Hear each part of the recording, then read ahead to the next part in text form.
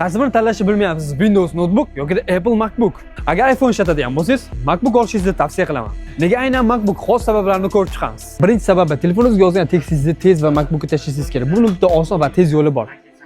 Telefonligini skopировать qilamiz va komment bilan F bosamiz. Ko'rib turganingizdek tushdi.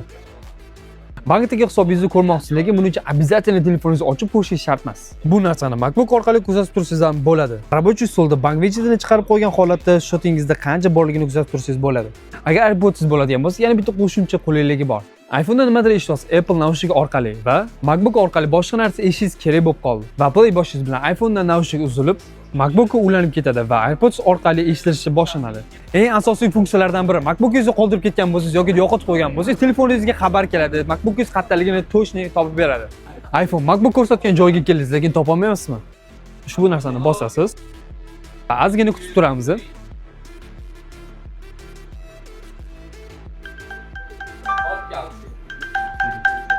MacBook o'zidan ovoz chiqarib, qayerdaligini signal beradi. Android telefon ishlatadigan bo'lsangiz, MacBook yoki Windows tanlov o'zingizda.